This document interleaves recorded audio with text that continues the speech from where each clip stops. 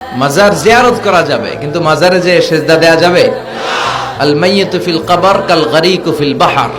সাঁতার না জানা ব্যক্তি সাগরে পড়লে যেমন অসহায়, মরে গেলে মানুষটা তার চেয়েও বেশি অসহায়। সে আপনারে কি দিবে?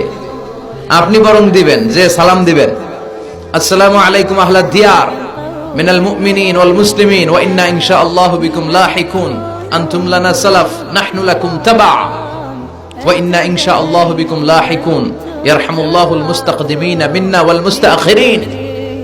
এই দোয়াগুলো পড়বেন, তার জন্য ফাতিহা পাঠ করবেন, দোয়া করবেন। তার কবরের আযাবকে maaf করে দিবে কে? তা আপনার দোয়ায় ওর কবরের আযাব maaf হয়, ও আপনারে কি করবে? এগুলো না বুঝে লোকজন মাজারে যে লাল শালু দেয়, আগরবাতি দেয়, মোমবাতি দেয়, ছাগল দেয়, গরু দেয়, টাকা দেয়, পয়সা দেয়, আছে না নাই? সন্তান হয় না, সন্তানের জন্য যায়। মেয়ে আছে, ছেলে হয় না, এরকম আছে না নাই?